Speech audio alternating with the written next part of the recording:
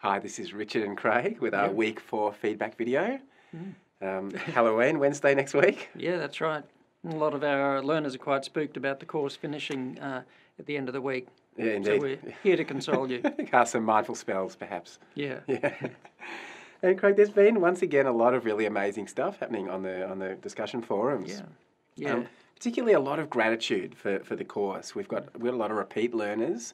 And we've also got first-time learners who've said that they're really grateful for having done this, had this experience, and particularly for the connections that they form. You know it's so nice, isn't it, to see our learners sort of almost forming a community. You know, sharing their experiences with one another, answering each other's questions, and really supporting one another. And that's the thing about working in a group, and we are, as it were, all learning from a distance because of the online medium, but at the same time as a group. And when people share and have the courage to share too their insights, everybody learns from them. Yes. Because they're real experiences that a person's sharing, not hypothetical discussions and theory, but actual insights and experience, and everybody learns from it, makes it available to the whole group. Yeah, and mindfulness being about connection, I guess it's a natural thing to see people communicating mindfully and respectfully and really coming together as a community. Yeah. So it's really great. Yeah. It helps know it's okay to have strong feelings. Yeah.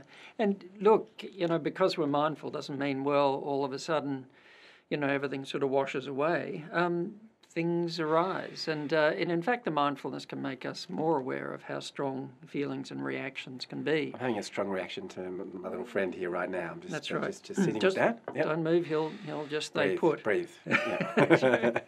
I can remember one time got into a 4-lane highway, just taking off from Sydney, and this what we call a Hunstman spider about the size of my hand started moving across. That's an Australian thing for our windscreen. Internationals. They're about that big. Like kind of the shape of a tarantula. Yeah. Runs across the windscreen on the freeway. On the inside. Well, you don't know, first of all, do you? Is it on the inside or the outside? That's always the question. Well, that's right. So I was just sort of riding these emotions, trying to keep the attention on the road and just moving over lane by lane and then eventually letting it out. But it's emotional regulation. That's a mindfulness practice, isn't it? There are certain black belt mindfulness challenges. Driving in general is one, and driving with a spider in the car, I think, is next level. Yeah. So you did well. Yeah. And when I was looking at this, I was thinking of perhaps another metaphor because, if you've ever been down to the seaside, and you notice you can have some pretty big waves washing over the seaweed, and they're attached, as it were, to the rock. And the wave comes in, the seaweed moves, and it comes back. So it's being tossed around a lot, but it's anchored. And in a sense, that anchoring from a mindfulness perspective is being anchored to our being, the awareness, that simple, impartial awareness, noticing. So the emotions can be moving, as it were, but if we're anchored in that being, not fighting or wrestling with them, then we kind of... They'll and the tide can get really big. It can the waves can get really big, but we just stay grounded and just sort of there's a flexibility there, isn't there, as well as an anchoredness. And they will change, and that's the thing about being mindful, is to notice that everything in a sense is transitory and it will change. Okay, so I'll practice that with Fred the spider for the rest of our That's video. Right. So stay grounded. So there's working with emotions, and then there's working just with habits, thinking patterns and habits in general. And it's true that if we have a long-standing, well-ingrained habit of thinking or acting, it's going to take time to change that. Yeah. It's just true. I mean, I guess how long's that habit been around for? How well developed is that pathway, and how much practice do we put into, consistent practice do we put into changing the habit? And I like to tell my students, it's often something I'll say in a sort of a final session, is that we're always practicing something. Yeah. In every moment of the day. In this moment right now, we're either practicing mindfulness or unmindfulness. And if we're just by default practicing unmindfulness, that's getting reinforced in the brain as a habit, getting stronger pathways, and we'll ultimately just become more unmindful. And it's when we consistently over time meditate, do the informal practices, practice mindfulness, that it starts to change that habit. But it does take work, and it really takes consistent work too.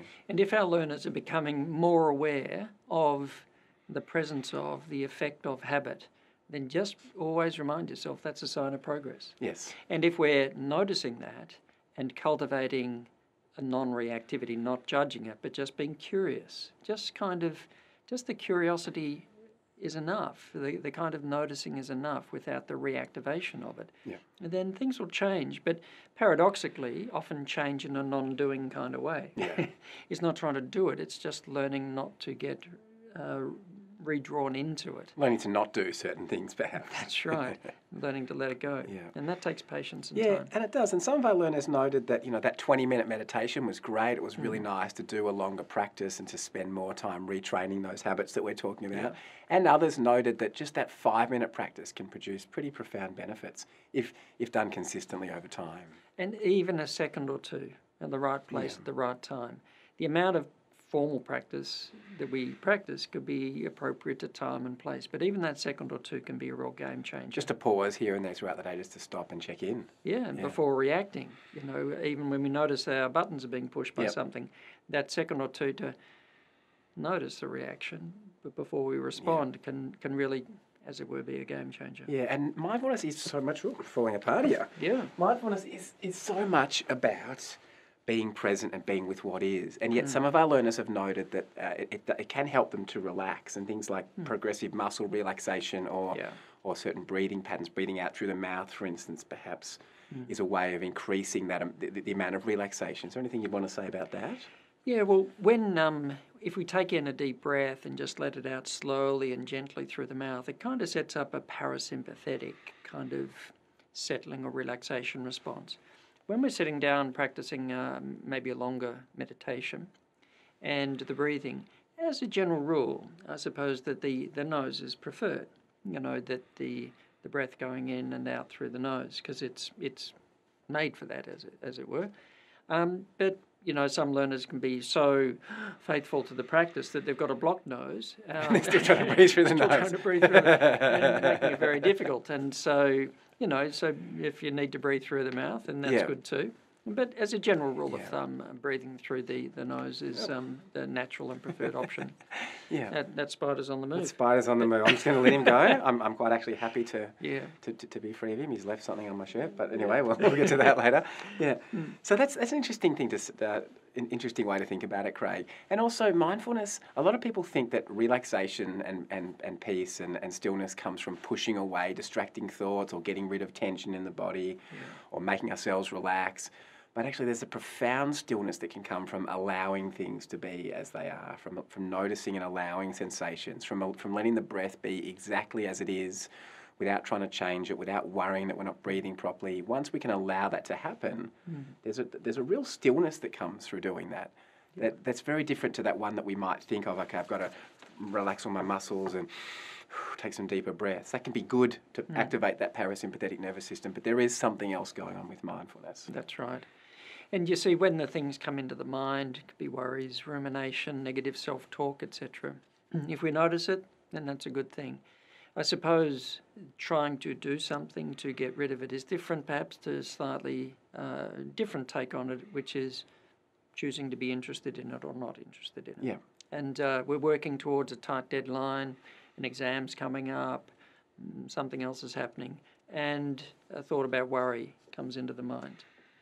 Choose to be interested or not interested. And that kind of creates, I suppose, a sort of impartiality to it. It's just whether that's what we prefer to give our attention to or to something else. Just to let it be there. Yeah. The informal practices as well. Yeah. They're so, and great to hear how mindfulness is being brought into the simple things in life. Yeah. And those simple moments of being mindful while we walk to the meeting, while we walk to the exam, while we do the dishes. They can be the uncomplicated spaces in our day that give us some mental space to then be creative, to then engage with what we take to be more important in our life. Well, if we fill our day with activity, there's no time for new insights to emerge, and there's actually some interesting ideas around that. If we give ourselves time for genuine downtime, that's when we have those creative insights. That's when we remember that thing that we'd forgotten. That's when we're able to sort of clear the cache, as it were. Yeah. And that's why a lot of workplaces that really value innovation and creativity and mental flexibility and so on actually encourage their employees to take these times, to take some space. Yeah. some of our learners talking about noticing that they tend to eat their lunch al desco. I like that term a lot. And getting away from the desk and just taking time to taste their food, go outside, go for a walk. Really great ways of taking that mindfulness out of the chair. Yes. And then there's maintaining the practice after the course. And so we have the luxury of having a lot of repeat learners, people that do our course, course after course, which is so great. And we see them sharing their learning, sharing their wisdom with other learners. And they also share their challenges, because it is hard to maintain this practice. We are always practicing something, whether it's mindfulness or unmindfulness. But in the beginning, it's kind of hard to maintain a meditation practice, to keep remembering to apply the cognitive practices or do things informally with mindfulness. Yeah. So lots of great tips about how to do that better. And of course, the upcoming courses that you can do with, on mindfulness with Future Learn.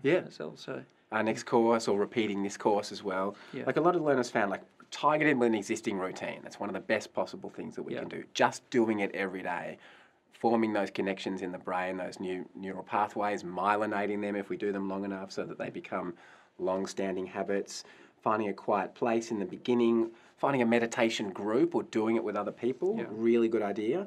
Focusing on informal practice. If the meditation's just a bit too challenging, starting with the informal practice, perhaps remembering that the formal practice, as well as getting us in the moment, gives us the ability to look inside and observe how the mind works. And we don't necessarily get that from rock climbing and mindful dishwashing. And as I said before, just repeating the course when it runs again. Or we've got Maintaining a Mindful Life, our part 2 of this course, starting on November 12, and you can sign up for that now. So that might be a good way of taking the learning forward as well. Yeah. So I guess in closing, I'd say that both of our courses now, Mindfulness for Wellbeing and Peak Performance and Maintaining a Mindful Life, both made the Class Central's top 50 list of online courses of all time, which is just fantastic. We're pumped about that, and that's all due to learners rating and reviewing the course. So please, if you found the course useful, please share it with your friends, tell people about it, write reviews. We'll include some links on places you can do that. Share it on Facebook, social media. So I guess just like to thank the team as usual. They're us in our funny costumes, and then there are so many people behind the scenes. The production team, moderators, Sherelle and Susan, and then Kat and Rowan, and all the Adrian, the support team. Indeed, at Monash. So many people sort of making this happen. So I'd just like to thank everybody and thank all of our learners. And I guess this is just the beginning, isn't it? Really, it's not the end of a mindfulness journey. It's very much just the beginning. So just like to wish everybody well.